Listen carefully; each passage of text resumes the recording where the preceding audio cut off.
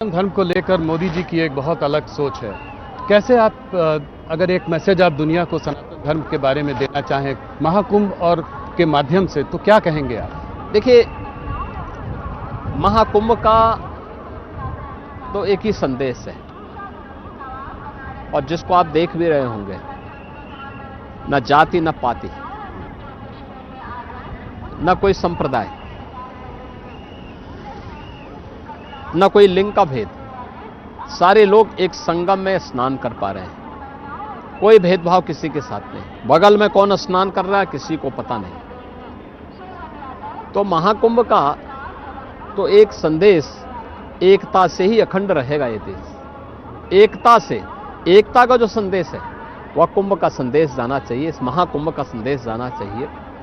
पूज्य संतों और आने वाले जितने भी श्रद्धालु हैं या पर्यटक हैं, ये सब एकता के संदेश को लेकर के जाएंगे तो सनातन धर्म मजबूत होगा। सनातन धर्म मजबूत होगा तो भारत मजबूत होगा। महंत अवैधनाथ जी भी कहते थे कि जो राम जन्मभूमि मूवमेंट है वो हिंदुओं को एकत्रित, एकजुट करने का एक मूवमेंट है। मंडल कमीशन ने जो है लोगों को, हिंदुओं को कास्ट में बांटा। वो मानते थे कि ये उसको जोड़ रहा है। अब जैसे ही आपने इतना बड़ा आयोजन किया, अब अपोजिशन पार्टी के नेता कह रहे हैं कि ये धार्मिक आयोजन का राजनीतिकरण है। इसको आप कैसे देखते? देखिए, मेरा ये मानना है और हम लोग ये मानते रहे हैं, गोरक्षपीठ ये मानती रही है कि समाज में दबे कुचले वंचित लोगों को उनका अधिकार मिलना चाहिए। दलित हों, वंचित हों, पिछड़ी जाति के लोग हों, समाज में गरीब तबके के लोग हों, सौभाग्य से स्वतंत्र भारत में उन सबको उनका अधिकार प्राप्त हो रहा है। लेकिन अपने राजनीतिक स्वार्थ के लिए समाज को बांटा जाए, जातिवाद के नाम पर, क्षेत्रवाद के नाम पर, भाषावाद के नाम पर, यह देशद्रोह से कम नहीं। यह अपने आप में एक देशद्रोह है। जातिवाद के नाम पर, क्षेत्र और भाषा के नाम पर आप समाज को बांटेंगे और सत्ता प्राप्त करके फिर परिवारवाद को बढ़ावा देंगे। वर्तमान भारत इसको स्वीकार करने को तैयार नहीं है, इसको नहीं स्वीकार किया जाना चाहिए। इससे देश कमजोर होगा। हमें बंटना नहीं है, हमें एक रह करके भारत को मजबूत बनाना है। भारत की मजबूती सनातन धर्म की मजबूती है, हर एक भारतवासी की मजबूती है। राहुल गांधी और अखिलेश यादव जी जैसे ऑपोजिशन के नेता कास्ट सेंसस की बात करते हैं, तो आपका क्या मत है? क्या आप कास्ट सेंसस के पक्ष में हैं या आप इसको एक खतरा मानते हैं? मेरा मानना है कि हर गरीब को, हर वंचित को, हर दलित को, हर पिछड़ी जाति के व्यक्ति को, हर गरीब को उसका अधिकार मिलना चाहिए और किसी भी संवेदनशील सरकार का ये दायित्व बनता है। और ये देश का सौभाग्य है कि पिछले एक दशक के अंदर आजाद भारत में पहली बार हर दलित, हर वंचित, हर गरीब, हर पिछड़ी जाति के व्यक्ति को उसका अधिकार प्रधानमंत्री मोदी जी के नेतृत्व में मिला।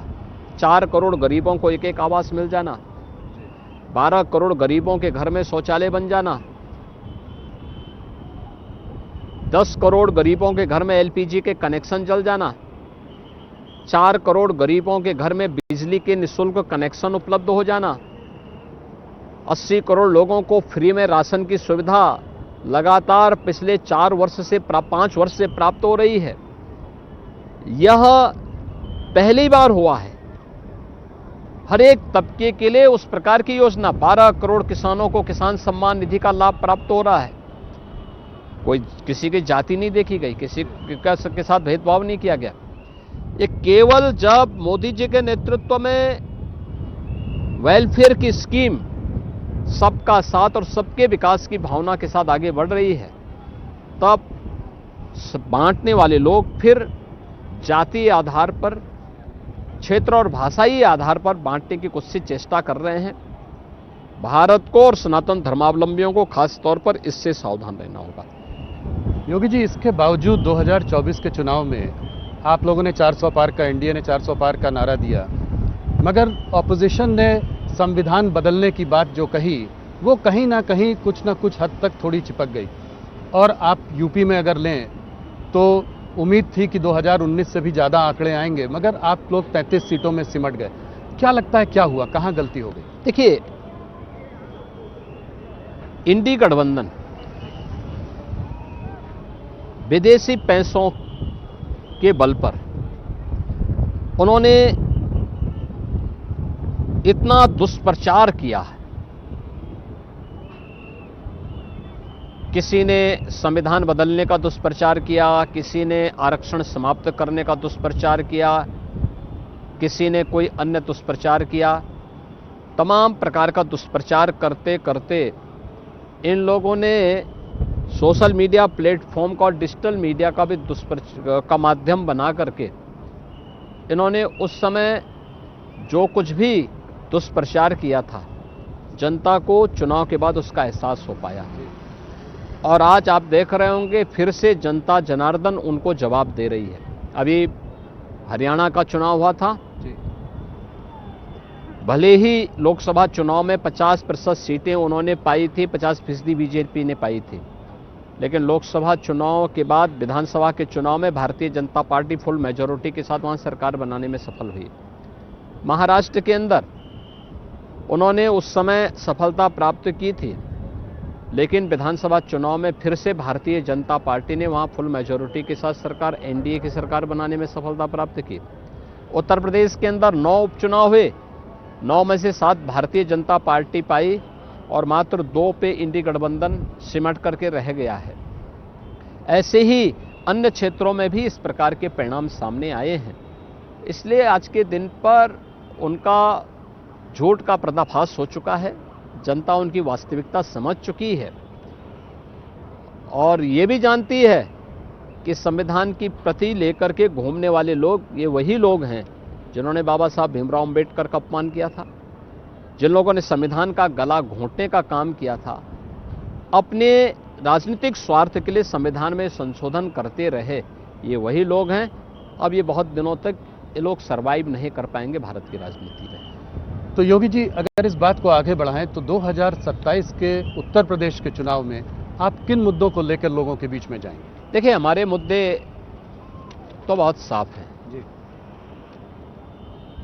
हमें विरासत और विकास को आगे बढ़ाना है, गरीब कल्याणकारी योजनाओं को लेकर के आगे बढ़ाना है, सुरक्षा का बेहतर माहौल देना है, सबका साथ और सबके विकास के भाव के साथ भारतीय जनता पार्टी और एनडीए 2027 के चुनाव में भी आगे बढ़ेगी और फुल मेजॉरिटी के साथ अपनी सरकार फिर से यूपी के अंदर बनाएगी। तो लॉ एंड ऑर्डर के मुद्दे के अलावा और कौन से मुद्दे उठाएंगे? मैंने कहा ना, विरासत भी है तो विकास भी है।